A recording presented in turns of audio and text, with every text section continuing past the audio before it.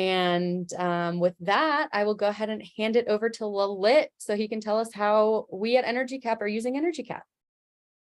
Thanks, Daniela. Yeah, excited to have everybody on the call. Most of you, I think I know some of you. Lalit Agarwal here with EnergyCAP, VP of Energy Management and Sustainability. I'm going to go ahead and share my screen because I made that mistake once when I just started doing a presentation without having my screen on. And can you give me a thumbs up if the screen is visible? Perfect. So yeah, welcome. Most of you are probably in the morning time frame, but those who are in the afternoon, good afternoon to you. And today we're going to spend a little bit of time talking through how EnergyCAP as a company is using our own technology, really. So how EnergyCAP is using EnergyCAP. And I'll talk through what that means. But before we jump into that, I want to jump back to the basics a little bit because carbon accounting is a little tricky, complicated. So I want to make sure that I give a little bit of background on that, and then we'll jump straight into how we are using it for our own corporation. So fundamentals of greenhouse gases, as we call it, ABCs, or more appropriately 1, 2, 3s, because that's how they're organized. So why is carbon accounting important? Well, it is important because the greenhouse gases that we emit go and sit in the atmosphere, and they block the radiation of the sun that's escaping the atmosphere back into space, in turn making the temperature of our planet warmer. So most of this comes from energy needs of human activity, the anthropogenic emissions, as you can see on the chart on the right. 73% of our greenhouse gases come from the need for energy. Some of the common greenhouse gases are carbon dioxide, nitrous oxide, and methane. You probably heard about it all. And then you also have some that are emissions, fugitive emissions from refrigerants. So you have that. But ultimately, most of this information is reported in CO2 equivalent. So makes things easier. You just have a single number, and it gives you an approximation on how much of that particular activity's emissions are impacting our atmosphere. So greenhouse gases are divided by scopes according to Greenhouse Gas Protocol. You have scope 1, scope 2, and scope 3. Scope 1 is anything that is direct, meaning that you actually participated in an activity that literally created emissions on your company site. So this is within your company boundary. So a very common example is if you have a boiler and you're using natural gas to generate hot water or steam, then you're using that natural gas, and the emissions that are going out of that boiler are direct result of what you're doing. If it is, that's a stationary direct, for example, and then if you have company vehicles and a fleet of them, then anything that you burn within that, gasoline, petroleum, or diesel, that's also considered part of your scope 1. Scope 2 is if you're buying electricity or other types of energy from a third party, and you're using that in your facility. So for example, if that boiler was not natural gas, but it was electric boiler, then you can claim that, hey, I didn't generate any greenhouse gases on my site, but your need for hot water did have somebody else produce electricity, most likely using some kind of fossil fuel, and they burned that fossil fuel to generate the electricity so you could have hot water, but that's where it becomes indirect. And then the scope 3 is where it gets really, really complicated. It is all the other activities that you engage into to make your organization, your business be a success. For example, business travel or employee commuting on the upstream side, and then what happens to your product when the product is complete at its end of life. So we'll walk through some of these examples when we show you some of the data, and then you'll have that better understanding. So just make sure also that GHG scopes is always a matter of perspective. So imagine there is this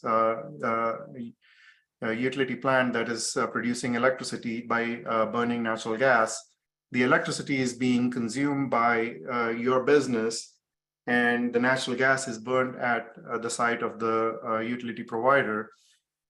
that emission that they are generating at the utility plant will count towards the utility provider's scope 1, because they are the ones actually generating it on the site. They are the ones that are burning the fossil fuel on the site.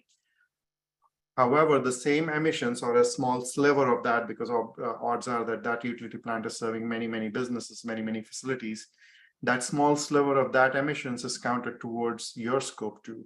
So it's a matter of perspective. It's who you're measuring it for, that it matters how you're classifying that emission under which scope. So we had the tool. We worked hard all of last calendar year, and earlier in February we launched our product CarbonHub. And so we said, well, let's use the same tool and see how we as EnergyCAP are doing when it comes to our own carbon accounting.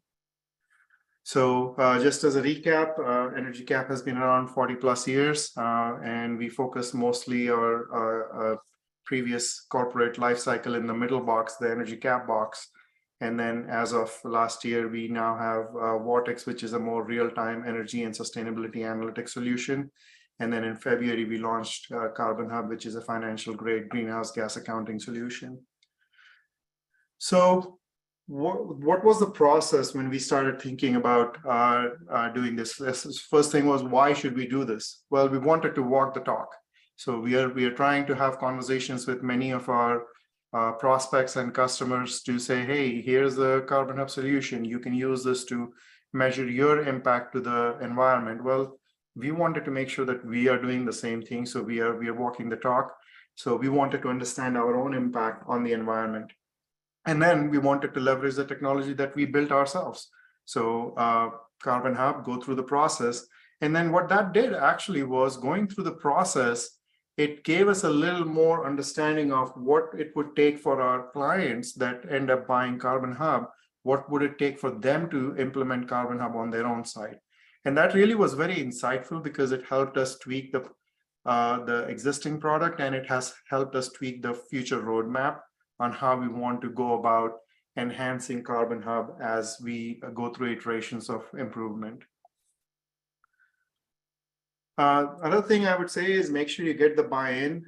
Make sure that the senior leadership of your organization, the executive leadership team, the CEO, CFO, they understand what you're trying to do, because some of the data that you have that will convert into greenhouse gases, and I'll show you a few examples in a little bit, it could be proprietary or sensitive. So make sure that you have that buy-in to bring in that data and make that data available to you for doing the carbon accounting on your own organization or on behalf of somebody's organization that you're doing. So where do you start? You start by figuring out what applies to your operation. So that's your first thing. And for most of what we did at EnergyCAP, we went to ghgprotocol.org.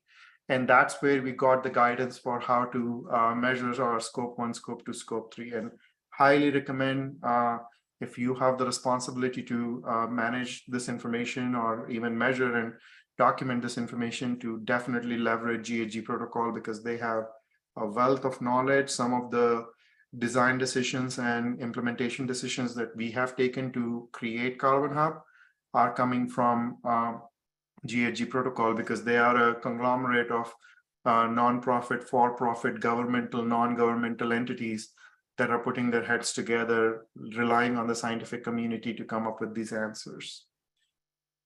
So let's quickly talk about scope 1. So these are the three high-level scope 1 emissions that you could have: fugitive, mobile, and stationary. In this case, we quickly figured out that as it applies to EnergyCAP, we were only focused on stationary combustion. So these are direct emissions that are generated from devices that combust solid, liquid, or gaseous fuels, generally for the purposes of producing electricity, generating steam or heat. In our case, we have the site, the headquarters in Pennsylvania, in Boalsburg. We have it is a electrically heated building, but we do have a propane tank. It is used for either preheating air during harsh winters, or it is also used for a gas grill that's in one of our pavilions. So here's the information from our propane, and we are able to document that using our own CarbonHub tool. And as you can see, we keep history of all the, if there is any changes. In this case, propane has not changed much. As you can see, all the numbers look the same because the history of propane has not changed much. So, but we bring in the factors behind the scenes for all of our customers, including our own data, and we are able to actually document what is the carbon impact for that amount of propane that we are using at our facility in Boalsburg. Then we jump to scope 2, and I'll show you all those screens that I have screenshots of actually live here very quickly. Scope 2, you can have purchase cooling, electricity, heat, and steam. We also looked at this, and as it applies to EnergyCAP, it is only electricity that we are acquiring. So that's what applied to us. So here's an example of the meter that we get. We actually bring in our own utility bills into EnergyCAP database, and we capture that information. So then we apply the factor that we have, the RFC East factor that eGrid has for us, and that gives us our carbon footprint. And as you can see, again, we bring in the EPA grid data behind the scenes for our own data, and we are able to convert that kilowatt hours into tons of kg of CO2 equivalent. As you know that we can, electricity can vary on how it is produced. You can have very carbon neutral sources of electricity like solar, wind, hydro, but you can also have electricity that has a pretty significant carbon impact or somewhere in between. All the utility grid providers are required to submit what was their fuel mix to EPA. EPA annually crunches that information, and they put out data that's averaged by regions. These are all the regions that we are seeing on the screen. And EnergyCAP CarbonHub brings that into a database behind the scenes. So you can pick the region where your meter belongs, and you can tie it to that particular site, and then you can get your carbon footprint. So we use location-based factors from EPA grid, as I showed in the screen. But if you live outside of US, or if you have areas of you have sites that are across the world, we also bring in factors from IEA and some other agencies. So you don't have to do the legwork to figure out what your factors are. We will do the legwork for you. But what if you have even more complicated situation where you're saying, well, yeah, I do live in Pennsylvania, but I don't get all my electricity from there. I actually have a PPA agreement to get 50% of my electricity from this wind power company that we went into agreement with. So right here is an example of how you can create a custom factor called wind power company 50% wind PPA. And then you can take the data that the PPA provider is going to give you, and you can create that location-based or market-based emissions factor for yourself. So you can do custom factors like that in our database. Now, in our case, we don't do this. We are purely using the eGrid factors for RFC East for our Boalsburg office. But if you choose to, you could. And then comes the fun categories of Scope 3. So Scope 3, first of all, is a little complicated, and it's a little tricky to understand. And there is this guidance document that I have here that I can pull up right now that shows you how you go about measuring your Scope 3, what applies, what counts towards it, what doesn't. It's a great resource if you are struggling with getting the answer to the fact what category, what is the description of the category, what is the boundaries that you need to create, and it gives you guidance on how you can measure this information. So great resource if you're struggling with that. So we relied heavily on that resource also. And then we figured out what categories apply to us. So we do purchase a lot of goods and services, and we do business travel, and we also have employees that commute to our office. So let me also, before I jump into a demo, talk about this a little. So options for Scope 3 reporting can vary a lot. You can have most detailed or accurate way to measure, and that will then require you to get data from your suppliers and vendors. But you can also go down on this continuum where it may not be as detailed and accurate, but you can use like spending-based GHG factors to come up with your carbon footprint. Not all types of data require the same level of detail, so be careful on what you're trying to undertake, because it can get very complicated very fast. And I'll show you a few examples in our database that we have chosen higher level of detail in one area and a little lower level of detail in another area. So I'll jump into a live demo now. So this is our database that I was talking about. I showed you some screenshots of it. So here's the propane meter that we have in our database, and we are bringing in data for that propane usage on a regular basis. And once the data gets in, all we have to do is tie it to scope 1 stationary combustion and apply the factor of propane to that particular meter. And once we do that, as new data comes in, the carbon footprint will be automatically calculated in real time. So you have the information right here. You can see it's only reporting scope 1 because we tied this meter to scope 1. When it comes to electricity, as I showed earlier also, we are bringing in our meter data, monthly bills through our bill capture service on a monthly basis. And we have those BTU, the kilowatt hours and the dollars associated with it. But going in and tying it to the RFC East region, we are able to calculate the carbon impact of this particular electric meter for us. And if I go and look at the linked factor history, I can see all the history of the factor, how that has changed. As you can see, the grid is getting greener. Back in 2005, it was 0.51 kg of CO2 per kilowatt hour. And today in RFC East, it is 0.3152. So you can do that very quickly. But if the same meter was located in a different part of the country or different part of the world, it's very easy for you to go ahead and update it with that information. We bring in factors, as you can see, from all over the world, and you're able to use either those averages, or you can bring in your own custom factor, like I showed you earlier, the wind 50% wind power company PPA that somebody may have. You can bring in that information as a custom factor, and you can apply it to the meter, and then suddenly it will start measuring it that way. And these are live, so let me quickly show you. So let's look at this. It shows on 2022, we had 137.2 ton of CO2 for RFC East factor. Sake of argument, I say this is based in Canada, for example. I always miss the second A. And save that number and go back to that screen. Suddenly you will see that it's no longer 137. Canada is a little more greener. They have a lot more hydro there.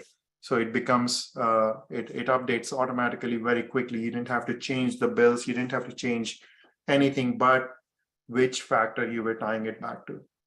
Let me go back and reset it back to RFCs before I get in trouble for changing data that I should not have changed. And then again, I'll show you very quickly. It goes back to the older piece of information.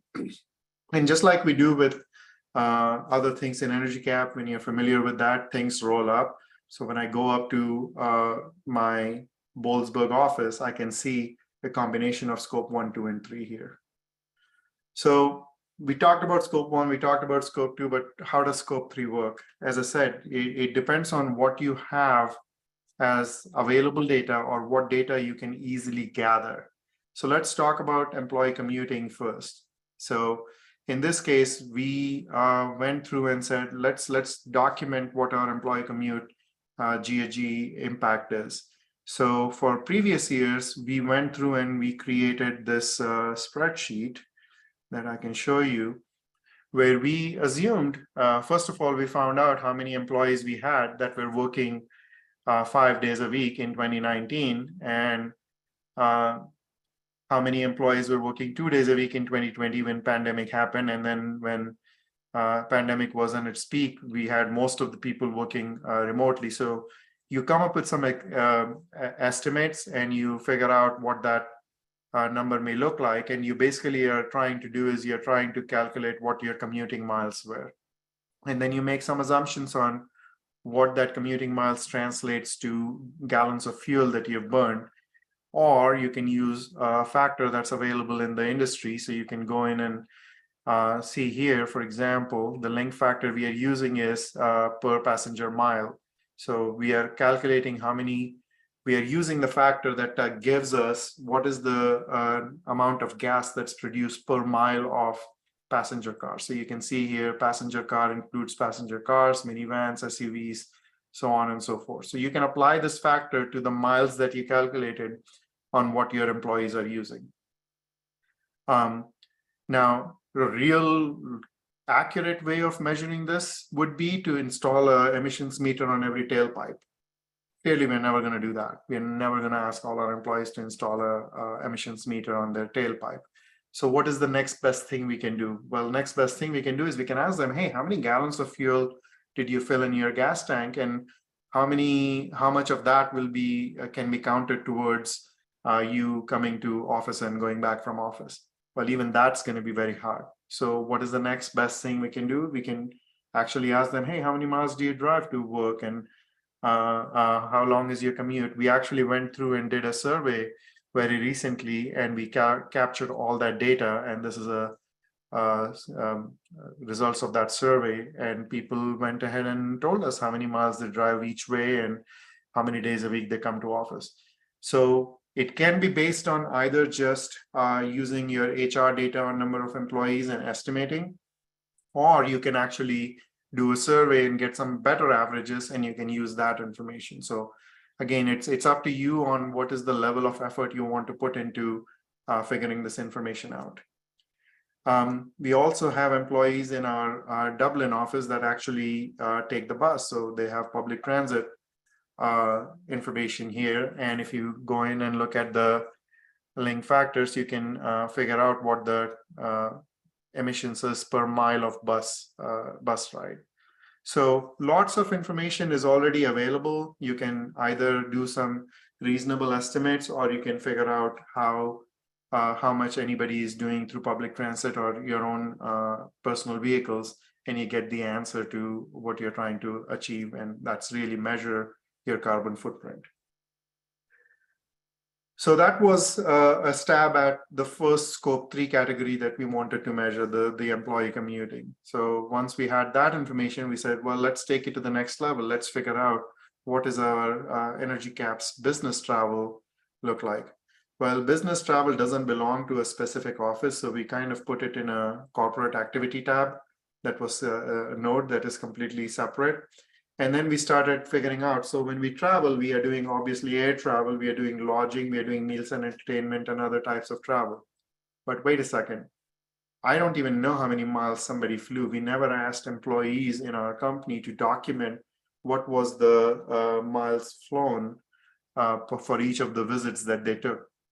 But one thing that every organization has in common is figuring out how much money was spent on air travel. So if your accounting department keeps track of your GLs, the general ledgers, in such a way that they can easily tell you how many dollars you spent, or how much currency was spent on air travel, you can take that information and you can actually figure out what your total emissions are that are based on air transport. So governments across the world, US, I know UK has similar factors. You can actually go and find out per US dollar what is the carbon footprint for flying. So that gives you a, is it accurate? But going back to this this previous screen here, not all data types require the same level of detail. Will we someday choose to say we're going to ask our employees to start documenting how many miles they're flying every time they take a business trip? I don't know. We may get to that point, we may not get to that point. But at least don't let perfect be the enemy of good. Just based on the spending or cost-based GHG factors, you can actually get a very reasonable idea of what your greenhouse gas impact is because of your business travel by air. Similar here to air travel, you have the lodging. costs. So hotels and campgrounds has a factor that the US EEIO, US government publishes, so we can capture that information.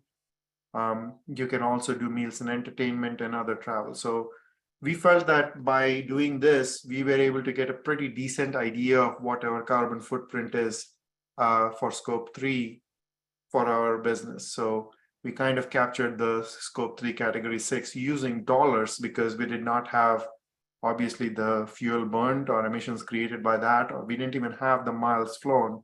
So we used the next best thing that was available to us, and that was currency-based conversions. But once we got this, we were like, well, wait a second, we can now use currency-based conversions for other things that we wanted to track, but didn't think that we had the data for. And that was purchase goods and services. So when we buy computers, we now have an idea based on the factors that are published by the governments to say, hey, for every dollar you spend on buying computer hardware, this is the average impact of greenhouse gases for that device that you purchase. So gave us a very quick idea about that information, which was great, because now we have some way of measuring that, what we are spending towards our computers or stationery. And then we didn't even stop there. We was like, well, what about accounting fee? We hire some accounting company to do some tax prep work for us. They have employees that are coming to office. They have the computers. They have to keep their lights on. They're spending electricity, natural gas, whatever on their side. Well, we could go and ask them, hey, what is your carbon footprint and how much of your business do we represent? And we can come up with the map. Well, odds are both of those questions, especially the first question of how much is their carbon impact, is not an easy answer, at least today. I hope the industry is moving towards where every organization is going to know what their carbon impact is, and then figure out what portion of business you represent, so we can calculate how much should we allocate to the accounting services that we are getting from our accounting firm.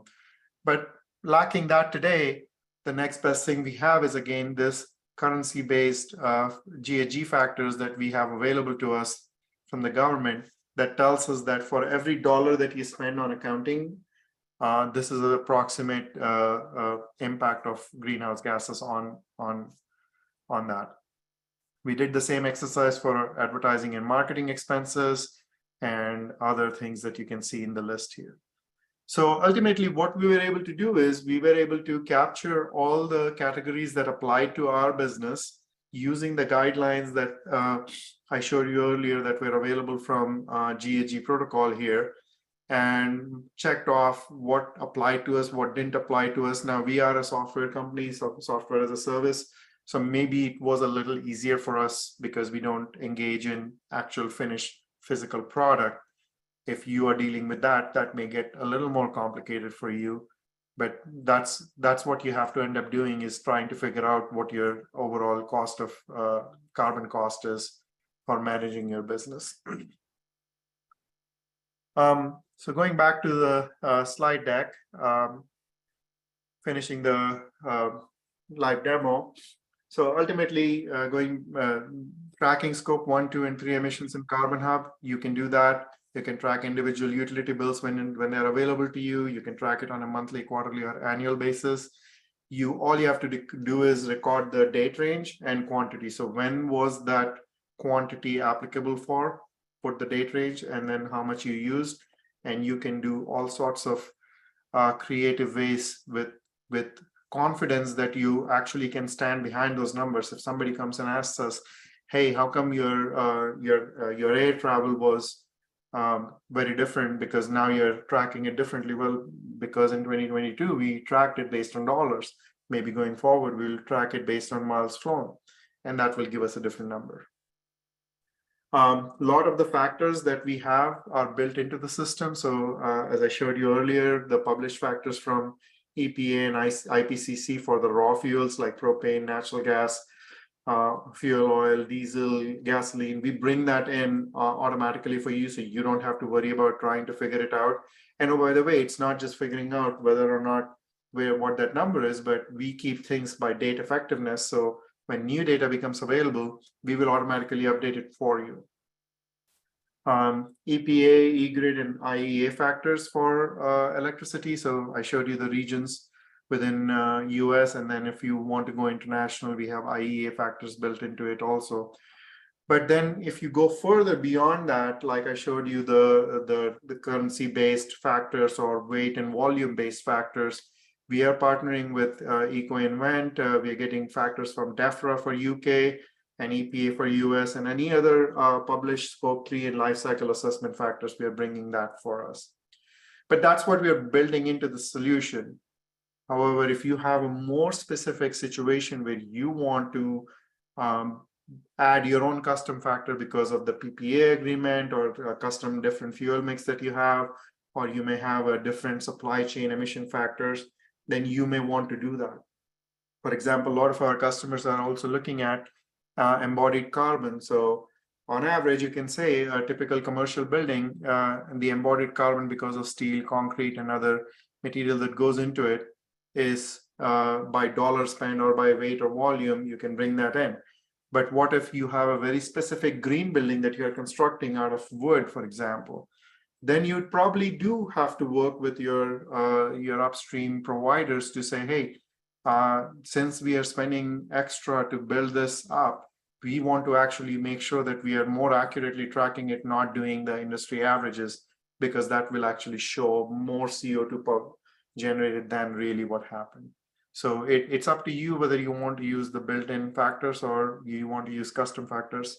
For EnergyCAP, we ended up using all the built-in factors so far, not saying that we will not move towards custom factors if our situation changes ourselves. So again, back to the how do I even get started? How did we get started? How did EnergyCAP figure out what we wanted to do? Go back to this, the PDF I was showing you, and I believe, Daniela, this recording will be available to all the attendees, so they will be able to access this URL. So all the guidance that you are seeing on that PDF, CarbonHub can accommodate all those scenarios. So that's what we are working towards, and that's what we are going to do for ourselves. Real quick, we don't have this today, but if we end up going down the path of RECs or carbon offsets, this is what we will be able to use CarbonHub to track those. If we start changing from currency-based to volume, use, distance, or weight, CarbonHub supports all that. So we will be transition. If we transition, we will be easily able to do that using CarbonHub. So we have gone through, shared with you how EnergyCAP is using both EnergyCAP, which is the utility billing piece of it, how we are bringing our propane usage and electrical bills into our system. And then we've also shown you how we are using CarbonHub. So what's next? Well, what's next is we have this third piece on the right side here, Vortex, which is the real-time energy and sustainability analytics engine. So our next thing is to start integrating our BAS data at our company headquarters in Pennsylvania. We use Metasys there for BAS. We've already mapped the points. We are starting to bring data in because we really want to analyze the HVAC performance. We are adding a lot of sub-meters within our building, and really we want to do a better job of managing our facilities. We already have good reporting, as you saw. Now we are trying to focus on the detailed tracking, alerting, alarming, and really getting that actionable intelligence on how we can impact our electrical usage and reduce our carbon footprint. So ultimately, you've probably heard us say this many times, single source of truth. We really want EnergyCAP solutions to become that single source of truth for your team, whether it's the chief sustainability officer, chief financial officer, or chief facilities officer. So we want to make that be that single source of truth to provide you the insights into the organization's energy and sustainability. And we are walking the walk. We want to do that ourselves. And I've just demonstrated for you how we aggregated the energy and emissions data across our organization, creating those visual insights into where our energy and emissions are allocated and finding those opportunities for improvement, really, because ultimately we want to make sure that we report our progress towards our goals over time. that was a lot. So I'll take a pause here before I move on to the next slide. Dave, I don't see any question and answers that are pending answers. So I'm thinking that even before people ask questions, you were able to answer them. Yeah, so far we've got 3 questions. We answered those. Got it. I think, Daniela, you are able to unmute anybody who has a more detailed question that wants to ask that question. They can just flag you down or raise their hand or something like that. Yes. Smoke signals. Something along those lines. So yes, if anyone has a question they'd like to verbally ask, go ahead and raise your hand or put something in the chat and I can promote you to panelist, which will allow you to ask a question. I do appreciate everyone's participation in the chat. It is nice to get some engagement and understand what everyone is doing, even as something as simple as like, how far are you commuting to work and how often are you doing it? Heather did call out that she's hoping to use GHG data to encourage more support for work from home policy, which I think is a great idea. Right. Wow. Just remember, work from home, you need to probably account for the electricity used for your business devices for work from home. So it still counts a little bit, but at least you're not driving and using up the gas. So Lalit, are you just saying that we just all need to stop working to save the world? No, we need to work more efficiently. I know. I'm happy to be here. Well, it looks like everyone is pretty quiet unless anyone has questions. We have a few housekeeping items to go through at the end and we'll let you guys get back to your day. In case you haven't been on the previous webinars and haven't seen the email that went out, we do have Catalyst Roadshows coming up in September, which is going to be here before we know it. The agenda will be released early next week.